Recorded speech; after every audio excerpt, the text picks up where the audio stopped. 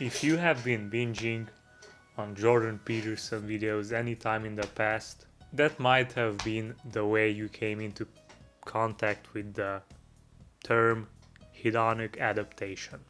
And if you wanted to expand your knowledge on the topic, then you're in the right place, because we're gonna take a look at the definition and the research behind the hedonic adaptation, and at the end we will see how this whole theory can benefit us. Hi, my name is David, and in this channel we take anime. Besides anime, we also take gaming and memes and science, and we combine these two and we feel our self-development journey with this holy combination. So if you wanted to learn about how to improve yourself, and maybe you had interest in gaming, anime, memes, then give us a make sure you subscribe. Now let's take a look at the two terms that make up this term. So first off, hedonism, that means the pursuit of pleasure, and the treadmill is the thing that you run on at the gym or maybe at home. By observing humans, it has been concluded that the average person will return to a base level of happiness in a short time after a good change like winning the lottery, or a bad change like getting handicapped. In 1978, a notable research on the hedonic adaptation studied two groups of people. One of the groups was people who won large sums of money through the lottery, and the other group was people who got paralyzed from a car accident. Both groups had around 20 people in them. The study found that on the long term, there was no significant difference in the happiness levels of the two groups. More recent studies show and prove that getting married or losing that spouse due to death have a maximum effect of just 1 year on a person's day-to-day happiness. The hedonic treadmill reveals that we humans will quickly adapt to both good and bad changes. However, the good changes part of the equation, I don't know if that's an equation or not, but the part where we adapt to good changes is more often the topic of discussion. Let's compare getting $1 million and spending $1 million, and how it's very hard to get that much money, but it's super easy to spend it, right? Because of that, oh my gosh, this chair, awful sound. Many of us seem to be ending up in a cycle, thinking that the next great positive change is going to make us happy, when it comes down to the individual, the average person, the regular, everyday, normal guy. This chair doesn't have that much experience with great changes in their life.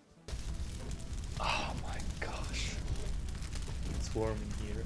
Now it's time to get into the meat of things, and I'm going to show y'all and reveal bit by bit a drawing that I made. Yeah, I made a drawing, yeah. We're gonna check it out. So, as I have mentioned before, we're looking at a cycle, and the first step in the cycle is C. Our protagonist, main character, is going to be called Alex. And Alex is sitting at a bar with his friends. One of the friends who shows up, his name is Brian. Brian shows up wearing a new pair of sneakers, okay, a fresh new pair. The group of friends that both of them are part of, they have not seen this new piece of clothing. Brian, gets a lot of praise from the friends group because of his amazing new sneakers. That's just the way how Alex gets exposed to a good change, okay? To Brian's good change. Moving on, we have 1. Alex does not want to be left out from all the attention his friend Brian is getting. So, throughout the night, Alex gets convinced that he should too get a new pair of sneakers. Next up, we have the buy.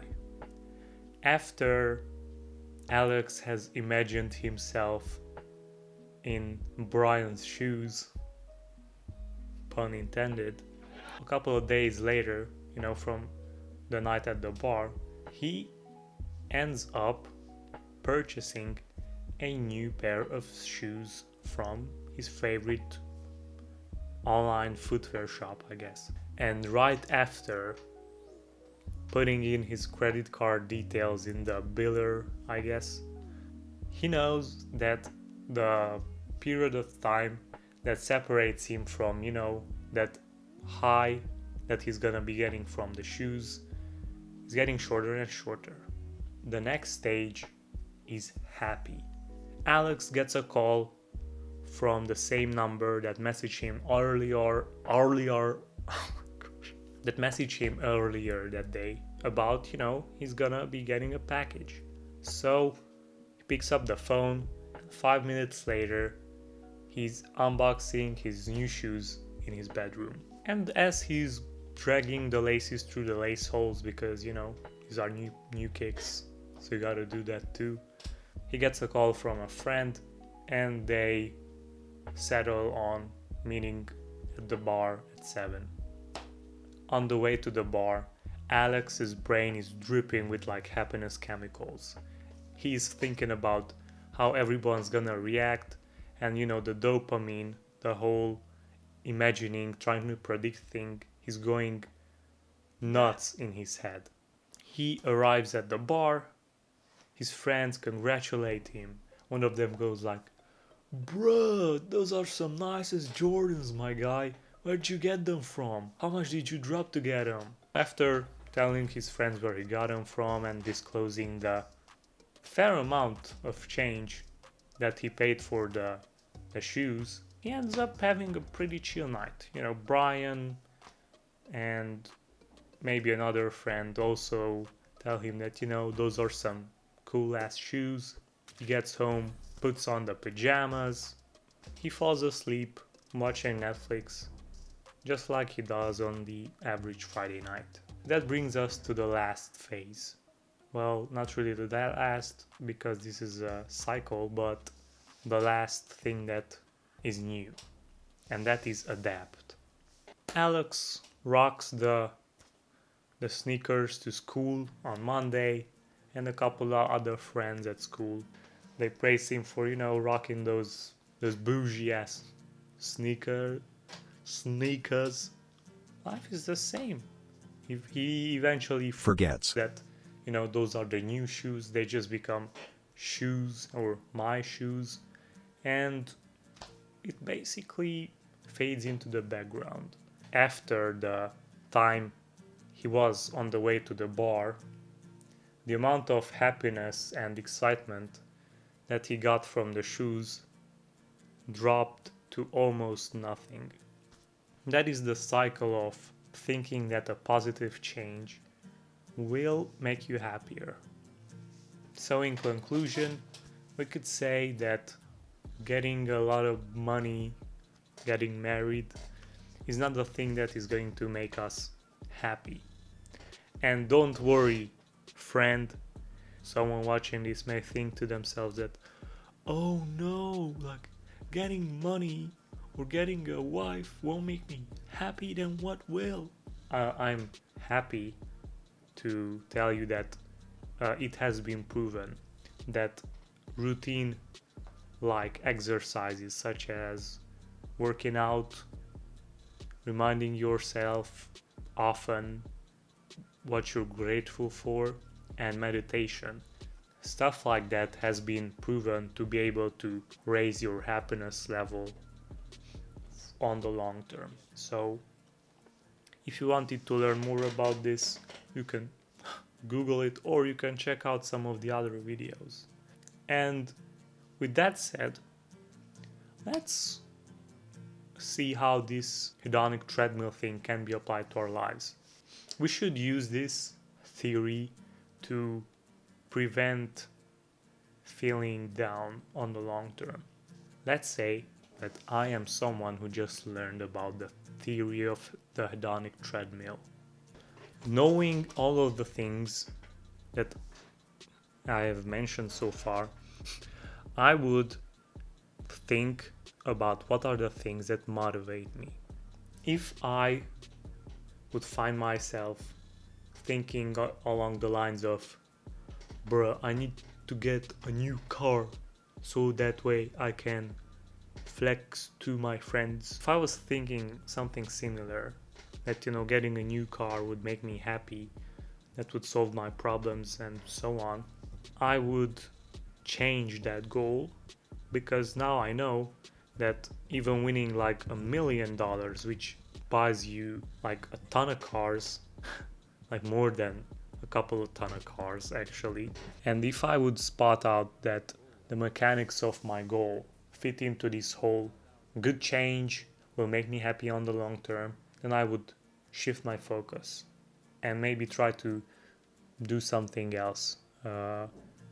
That way I would be more happy. Oh yeah, I guess you're cringing right now, and I am too, especially when I'm gonna be editing this. Oh, and something important. What I would also do is I would take a look back on the past and try to see times or events that counts as great changes in the past.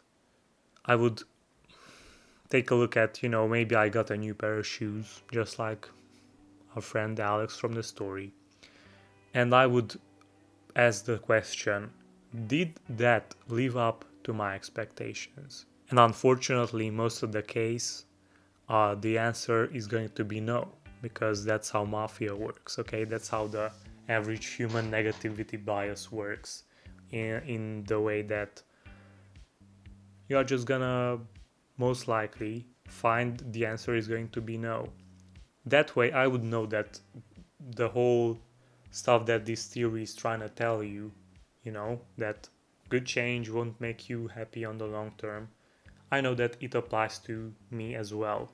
And I would, you know, act accordingly by trying to shift my focus from just trying to avoid thinking, if I get a better, I don't know, apartment or job, I would be happier, because that's not gonna be the case most likely. And I would just basically prove the theory is correct, as I am looking back on the past.